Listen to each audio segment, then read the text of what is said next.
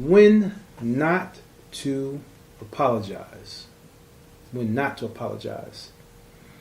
And before we get started, as always, thank you so much for tuning in. Thank you for riding along with us in this journey. I hope that you find the information useful, informative. If there are subjects or guests that you would like to see on the show, please, as always, feel free to send an email. TommyDanger@gmail.com, TommyDanger.com. And if you'd be so kind to share this episode with 2 friends, 2 coworkers, or 2 family members, not 6 people, but just share it. Share people to get the word out about the podcast. And I'm thinking about changing the name of the podcast, but I'd be interested to hear what name you guys would like to come up with, because I'm kind of thinking of changing it to Mindful Drip. And let me explain. So the reason for Mindful Drip is that the overall conversation or underlying purpose of Motivation and Confidence is self-awareness, right? And one of the ways that we always talk about gaining self-awareness is through the DISC assessment.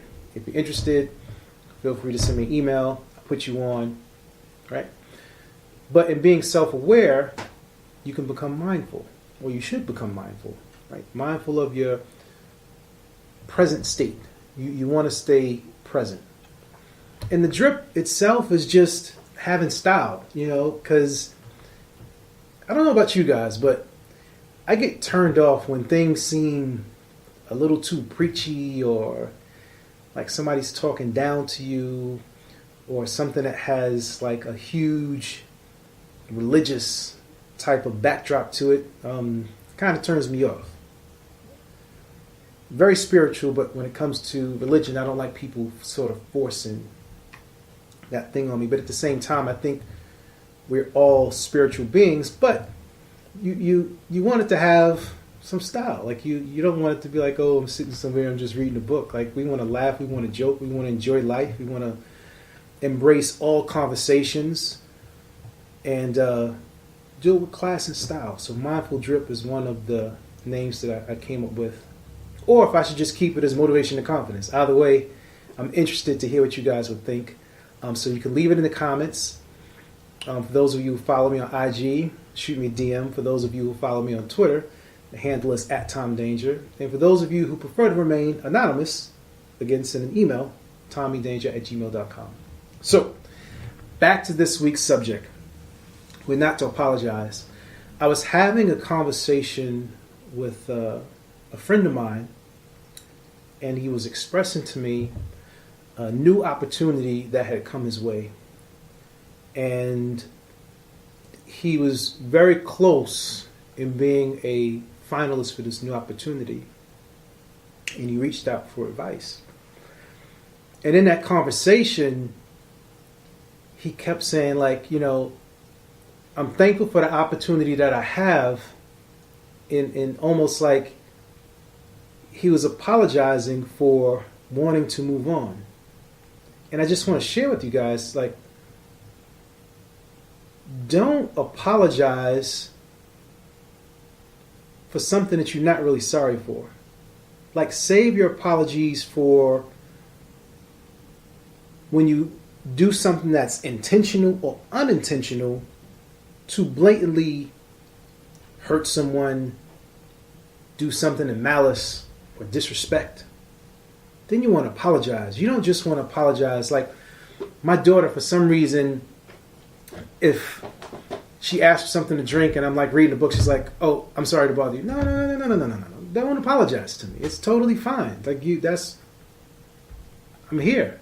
You don't have to apologize for it. And it makes me wonder, why do we feel as if we need to apologize? Why? Like, where does that come from? Where in our upbringing does it say every time you say or do something that someone else may or may not disagree with, that you need to apologize? Like, we don't have to apologize for it, but yet still we always do it. right? You walk into someone's office and you say, like, excuse me, like, I'm sorry to bother you. No, you're not. Truthfully, you're not sorry to bother the person because you've already entered their space. You already began to ask the question. So you're not really sorry, right? It's almost like passive aggressive, like you want to do something, but you're waiting for permission. And I think that's what it is most of the time. I think most of the time we're always seeking confirmation from somebody else to say that our acts or actions are cool. It's cool for you to want to do better for yourself. And I had to flip it and say, if you were working for somebody and they decided to lay you off and they came to you and say, I'm sorry, I have to let you go. Are they really sorry? Because if they were sorry, they wouldn't let you go. Or if it was something beyond their means, they would help you find an alternative. No need to apologize. Here's what's going down, especially during the pandemic. Here's what's going down. We're not making money. Things are very lean. We have to make some reductions in costs. Unfortunately, your position is going to be put on hold. What a lot of people have gone into has been furloughed. You don't apologize. You stick to the point. This is what it is.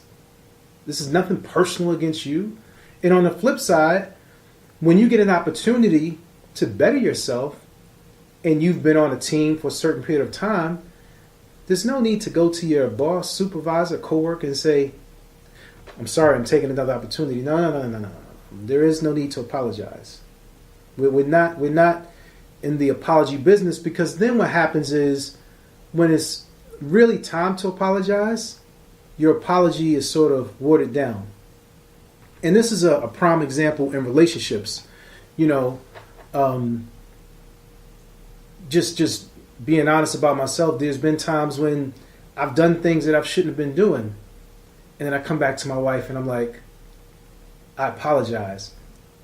Now, I'm only saying I apologize because I don't want her mad at me. If it really meant something out the gate, I shouldn't have been doing it to begin with. Right? So it's sort of like, again, seeking that confirmation. I don't want you mad at me. Do you think as if I say I'm sorry, well, you're not going to be mad at me? Guess what? Even when I said I was sorry, she was still mad at me.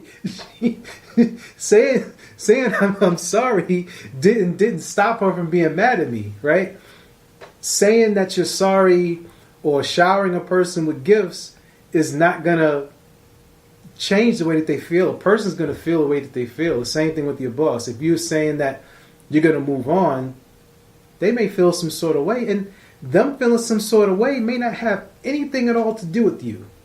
It's just their management style and how they choose to support their staff. Because as a manager, you should be proud to see someone on your team that has taken the initiative to level up.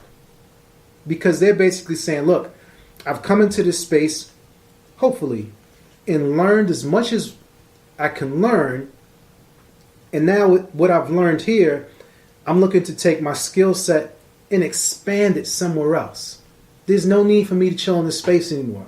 I've gotten all that I can get from you or from this organization, and now I'm looking to move to another area, another space. And that's basically what this young brother was telling me. He's like, look, I've leveled up here. I can do this in my sleep. I found something else that's more challenging, and I can learn something new, and it's helping me to develop my next move for the next 5 years. And that's exactly how people should be in management. Every person on your team should be groomed to move to the next level, because it shows your leadership skills. If you just have someone on your team and you want to be the boss, and in being the boss, people are fearful, people don't want to talk to you, they don't feel as if there's opportunities for growth. You're not looking for a good team player. You're looking for a slave, pretty much. You just want somebody to stay there, crank out as much work as what you want them to crank out until they can't crank out anymore, or until you burn them out. And then that type of boss will say, you know what, that person wasn't really a good employee anyway. No. It's not to do with the employee. It has to do with you and your management skills. And a lot of time with managers, Some of them bring their personal baggage into a role. All of the things that they went through their childhood and broken relationships and all this stuff. If they've been bullied, now when they get in a position of authority, they want to turn around and try to flip that back on other people because they're not mindful. Peep that. They're not thinking about the things that they've been through. They carry around this baggage. So now they create an environment that's full of fear to where we as employees can't come and speak to them openly, or they haven't been taught the skill set on how to manage a team. A lot of people who become managers by default.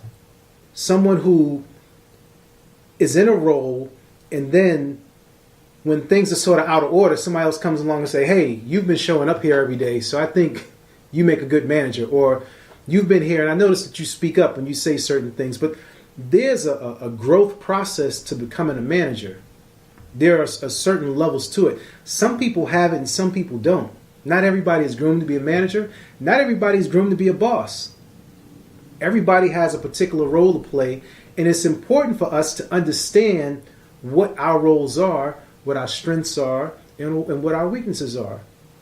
So again, bringing it back. No need to apologize when you bump into somebody, right? And I think this is like a hood thing, right? Like you walking somewhere and you you bumped me. It's real aggressive. Like I didn't bump into you on purpose. You know, excuse me is more like it. Excuse me, not I'm sorry. Like, take it easy. You're not walking around stepping on, funky ass sneakers that cost $300 to make somebody upset. Like that's a weird mentality. I don't know. Like things that require an apology is like if you spill something on somebody by accident, right? Like I was working in a hotel once, and the boss at the time was with these NFL players from the Jets, and I was a waiter.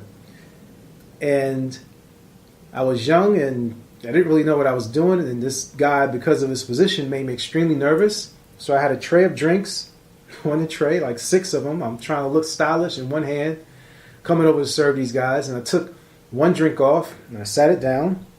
And when I went to get the next drink, I leaned over, but when I leaned over, I wasn't paying attention, and all the drinks slid off. Boom! Hit the table, orange juice, cranberry juice, spilled all over these guys. They were dressed in all white because they were going to hang out. Now, this boss typically was always irate, and he would just start screaming and yelling and making a scene. This is the one time that he did not get upset. He looked at me and said, Thomas, it's okay. They're going to clean it up. Now, in that moment, I needed to apologize because I shouldn't have spilled juice all over these guys before they were going out. It was truly, truly, truly an accident in cases like that, right? There are a bunch of other areas where you can truly apologize, but don't give unsincere apologies. Never apologize for leveling up. Never apologize for wanting more for yourself. Never apologize for speaking your mind. Always speaking your truth and be authentic. This is Motivation and Confidence, where we help you do your daily best. Are you the type